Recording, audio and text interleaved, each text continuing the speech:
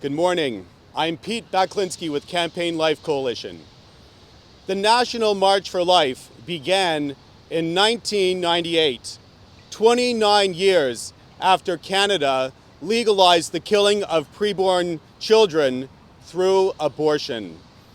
May 14th, 1969 marks a day of infamy in our nation's history.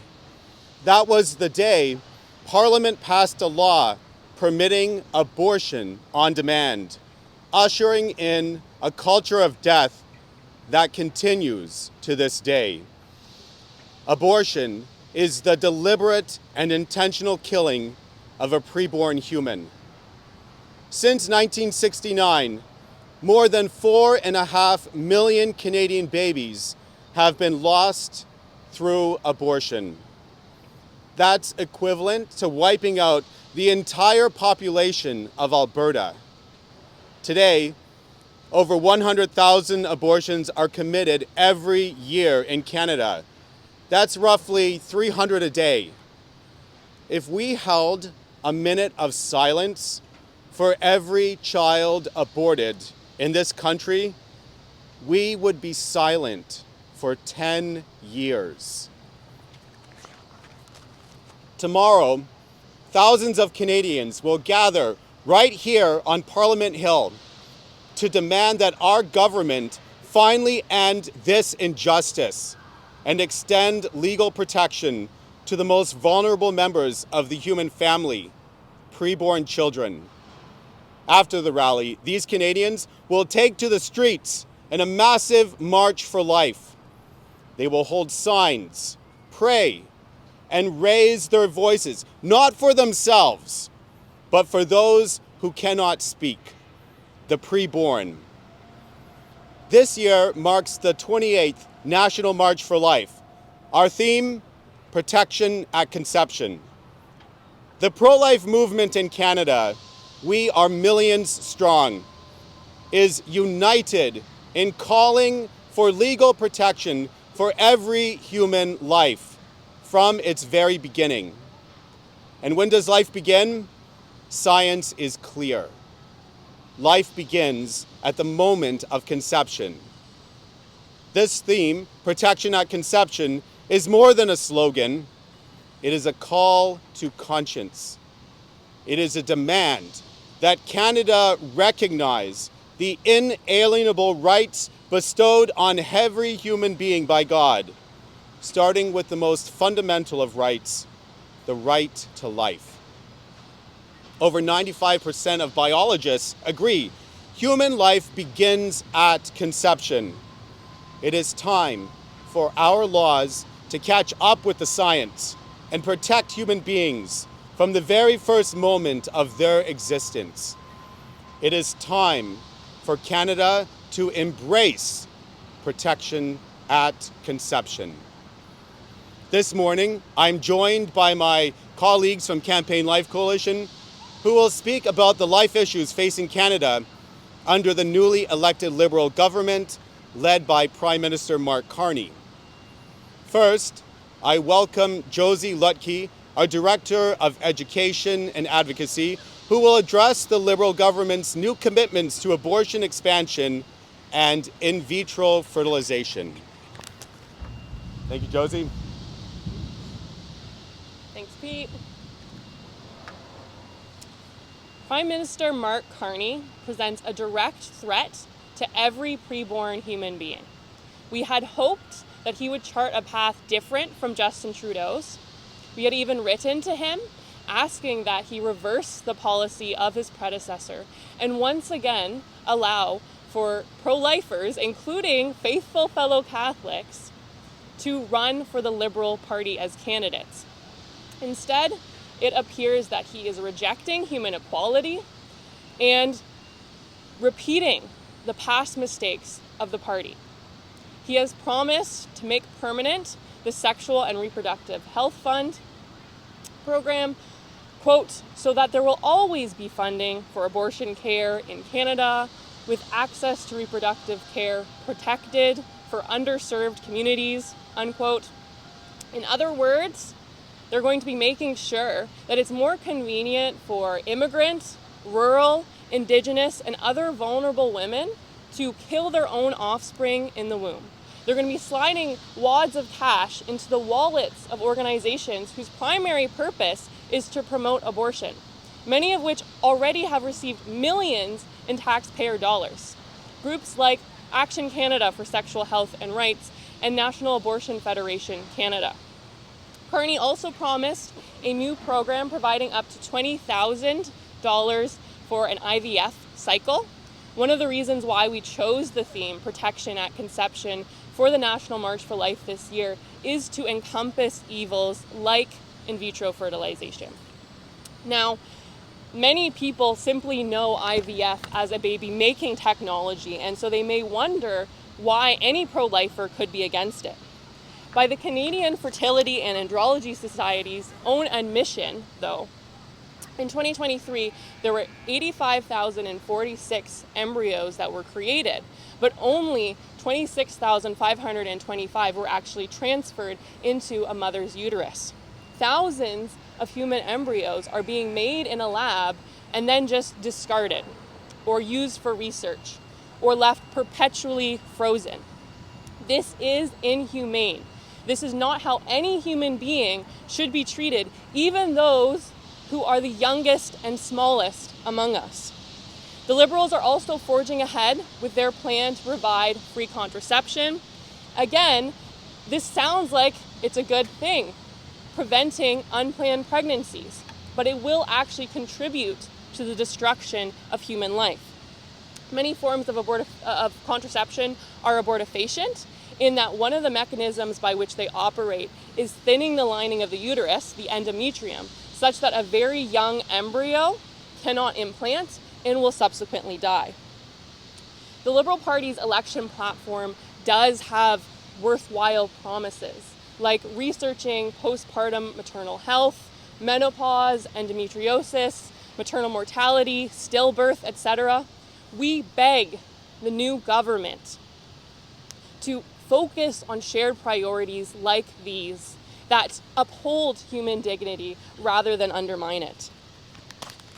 We're fully aware that banning abortion, let alone banning IVF, banning abortifacient contraception, is a monumental undertaking.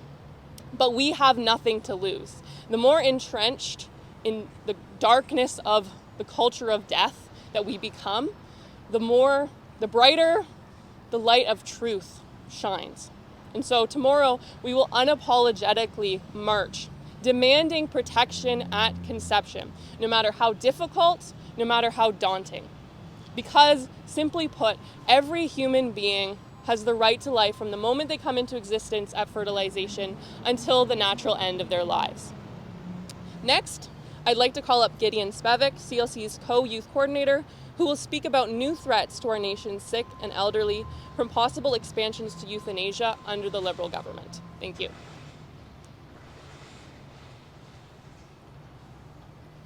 Thank you, Josie. On July 26, 1976, under the Liberal government of Pierre Trudeau, out of concern for the value and dignity of all human life, the death penalty was abolished. Criminals convicted of murder could no longer be put to death. 40 years later, on June 17, 2016, under the Liberal government of Justin Trudeau, a new death penalty was instated. This time, however, it was not for criminals, but for innocent citizens. According to the courts, it is now their legal right to be killed. Execution by lethal injection was now available for those with a serious medical condition upon their supposed consent, if it was determined by the so-called experts that they were supposedly nearing death. Of course, when you are suffering in a far from adequate medical system with rationed care, and in some cases, activist healthcare providers and penny pinching, hospital administrators cheering for death, the reality of consent is at best highly questionable. And when you mask the killing under the euphemism of maid or medical assistance in dying, consent is a farce. But the bigger problem and the more insidious evil is that Canadians are now divided into two categories: the killable and the non-killable. Doctors, nurses, hospital bureaucrats, and society at large can now justify treating people differently. If you are very sick, a burden to your family, and costing the system too much time and money, you can be propositioned with death. Your life now is deemed expendable. You are no longer worthy of all of the protections and safeguards of the law. You can be killed. The ancient divine admonition, "Thou shalt not kill," has been turned on its head. The value of humanity and the equality of humanity has been dealt a fatal blow. And then, like any cancerous tumor, this corruption within our body politic began to grow, began to metastasize. In 2021, with the number of killings multiplying year after year, the new death penalty was expanded. Anyone with any disease or disability, whether or not they were actually nearing death, could now qualify if they felt subjectively that their suffering was intolerable and they got the doctors to sign off, they could be dispatched. Suddenly, the physically disabled have joined the killable class. Our healthcare system and society at large can now treat disabled Canadians differently. Their lives are no longer worthy of full protection according to the law. And then, next, we are told that those experiencing a mental illness, be it depression, anxiety disorder, some addictive disorder, or maybe an eating disorder, should also be considered as candidates for killing. That is what the Liberals have proposed for the next expansion of the euthanasia regime. After that, we expect to see the legal killing of sick children and youth. This has also been openly proposed. After that, those with dementia and quality of life issues, maybe even the poor, the unemployed. Maybe we will arrive at the very logical conclusion of euthanasia on demand for any reason or for no reason at all. After all, that is where we are when it comes to the matter of abortion. The preborn child may be killed through all 9 months of pregnancy, no reason necessary. So why should it be any different for us born human beings? I imagine the day, very soon here in this country, this great nation, when anyone can call up the mental health hotline and be given two options. For suicide prevention, press 1. For suicide provision, press 2. Is that really where we want to go? Is that really how Canadians value and protect the dignity and worth of every human life? Already, tens of thousands have been euthanized. In fact, death by lethal injection represents a whopping 5% of all deaths in Canada. That is 1 in 20 deaths being medical murder by medical assistance in dying. This has got to stop. We at Campaign Life Coalition, on behalf of millions of concerned Canadians, and in defense of the vulnerable, the sick, and the disabled, we are here to speak up at the National March for Life. We demand an end to the killing of innocent Canadians of all ages, of all medical conditions, and of all abilities and disabilities. A society that cares is not a society that kills. The laws of men must reflect and respect the higher law of God, which teaches us to love and not to kill, to treat everyone equally, and not to group people as either killable or non-killable, as we have regrettably done in this country. The death penalty of MAID must be abolished. Thank you. Next, I would like to call up Ruth Robert, CLC's Atlantic Region Coordinator, who will speak about the contradiction of Prime Minister Mark Carney being a pro-abortion practicing Catholic. Thank you.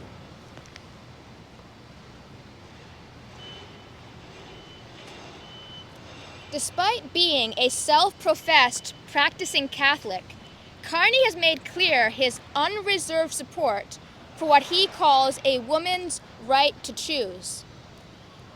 This stands in stark contrast to his leadership of the Liberal Party, which forbids the genuine expression of Catholic faith. as currently Liberal MPs remain unable to act on pro-life convictions.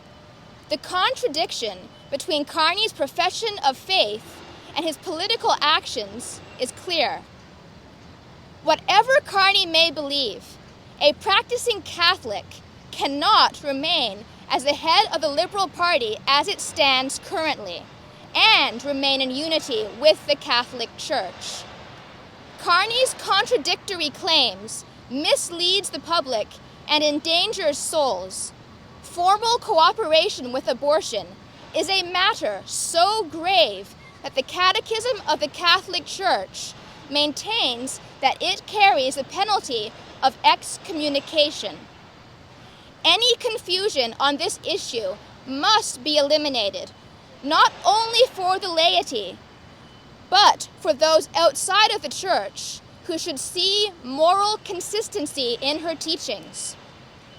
Canon 915 of the Church's Code of Canon Law instructs that those obstinately persevering in manifest grave sin are not to be admitted to Holy Communion.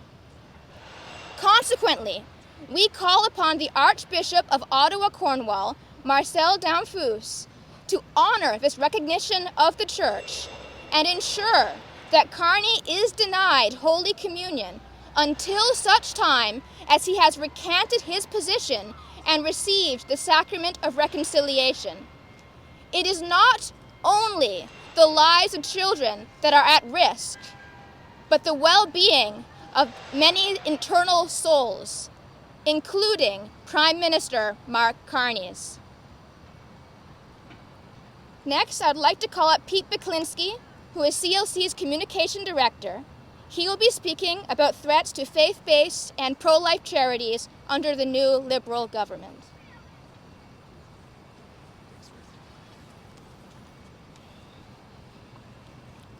Imagine arriving at your church one Sunday only to find it padlocked shut, doors barred, lights out. Your fellow worshipers scattered on the sidewalk. Sound impossible? It's not. Very quietly, 5 months ago, an all-party finance committee tabled a report in the House of Commons. Buried within its hundreds of recommendations for the 2025 federal budget were two proposals that pose a direct threat to people of faith and to Canada's pro-life movement. Recommendation 429 calls on the federal government to, quote, no longer provide charitable status to anti-abortion organizations, end quote. Recommendation 430 goes even further. It urges the government to, quote, amend the Income Tax Act to remove the privileged status of the advancement of religion as a charitable purpose, end quote. If these proposals are adopted, the consequences would be catastrophic. Churches, faith-based ministries, pro-life organizations, pregnancy care centers, and religious schools could lose their charitable status.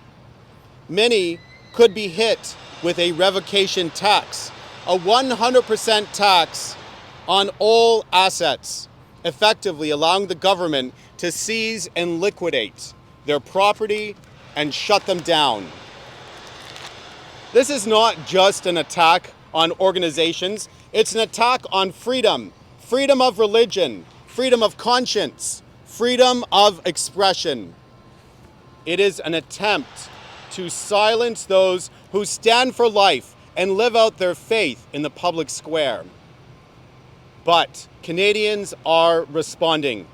People of faith and pro-life citizens across the country are uniting to oppose these dangerous proposals.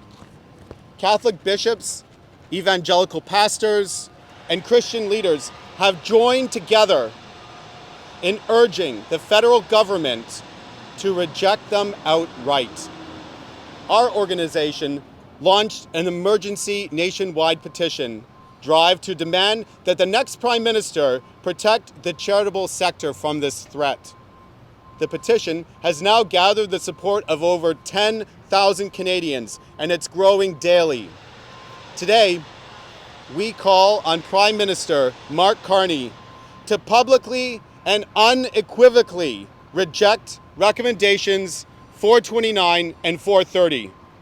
We call on the Government of Canada to uphold the right of churches and pro-life organizations to operate freely without government interference, financial penalties, or the threat of closure. Canadians must be free to believe, to speak, and to serve without fear.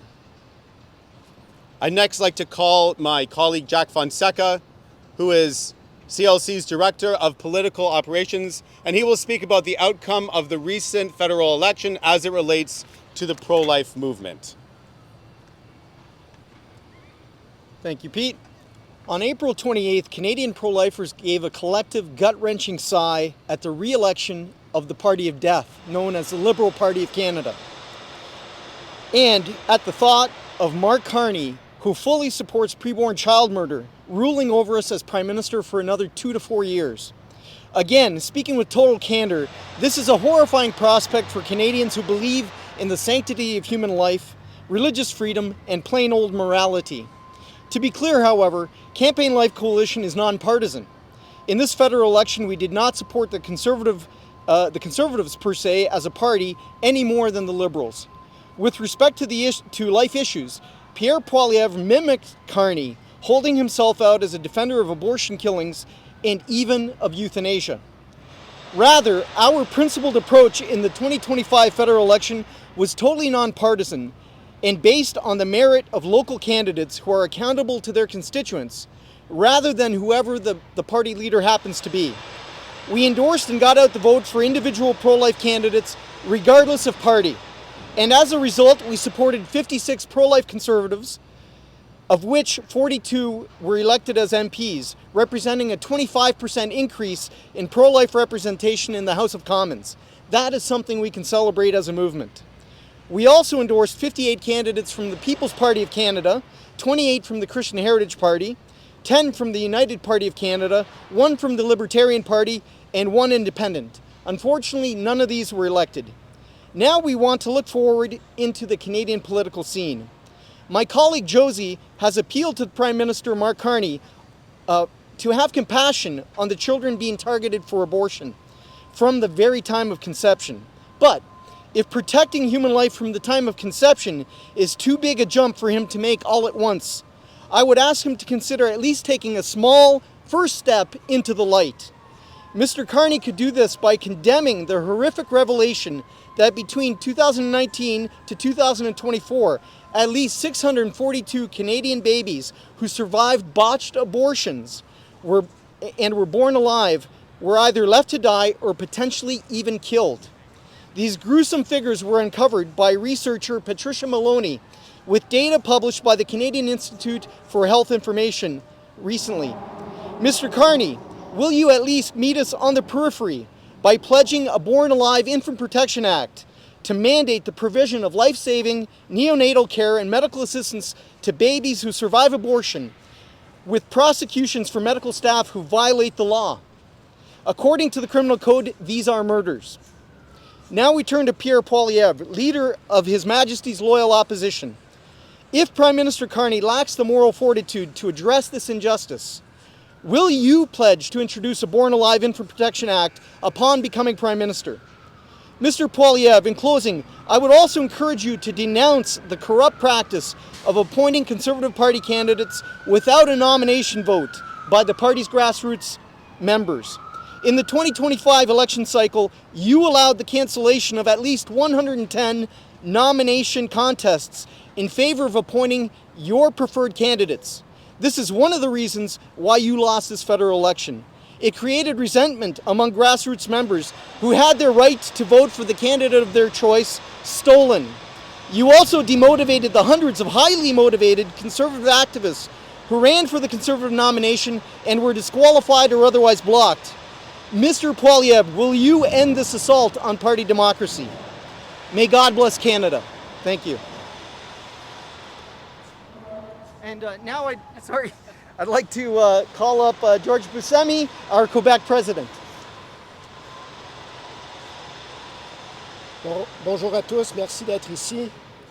En cette 28e marche nationale pour la vie, nous nous rassemblons pour demander la protection de toute vie humaine dès la conception.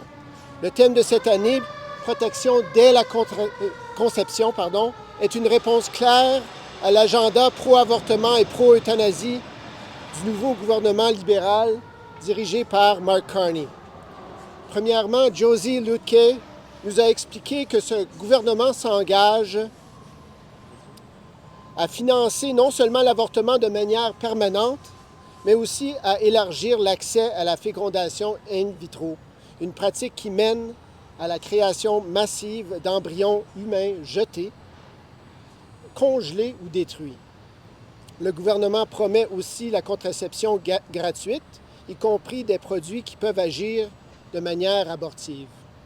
Deuxièmement, Gideon Spivak a dénoncé l'élargissement constant de l'euthanasie au Canada. Initialement limitée aux personnes en fin de vie, elle s'étend désormais aux personnes handicapées et demain peut-être aux personnes souffrant de troubles mentaux, voire aux enfants.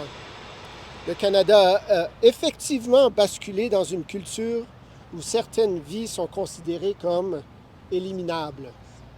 Troisièmement, Ruth Robert, ma collègue, a mis en lumière une contradiction grave.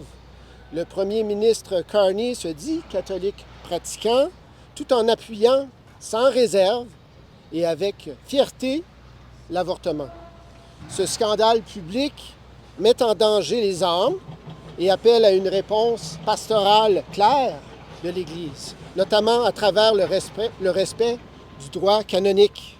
Quatrièmement, Pete Baklinski a alerté sur 2 propositions dangereuses du Comité des finances.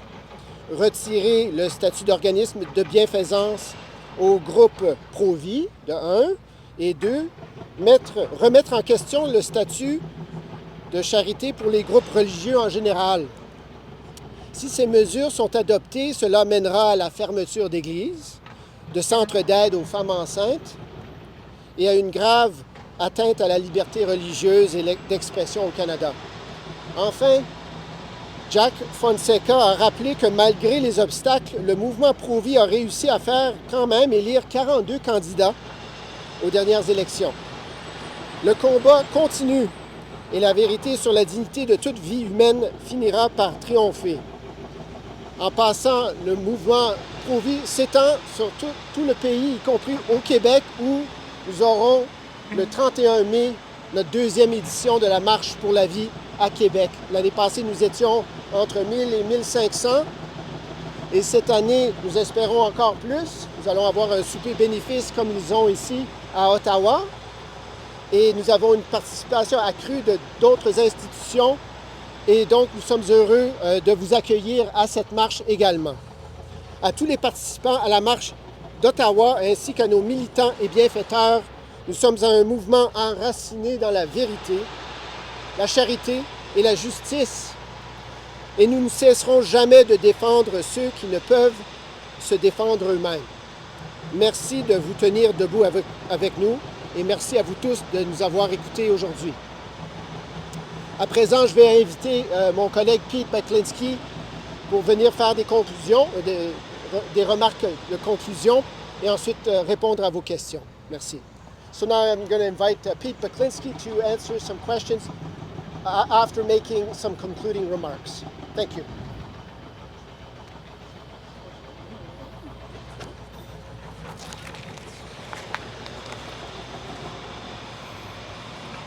My friends, the pro-life movement here in Canada is here to stay.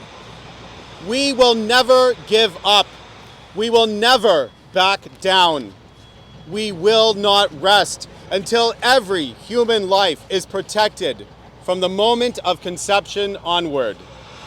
We look ahead to a day when the right to life becomes the defining issue in Canada, when elections are won or lost on whether a candidate defends the most vulnerable among us. The day must come, and it will come, because a nation cannot endure forever while denying justice to its own children in the womb. History shows us that injustice never has the final word, not in any of the great human rights struggles. In the end, truth triumphs, injustice falls, and in the end, life will win. We believe in a future of Canada that is pro-life, and we will live to see a day when life is protected at conception.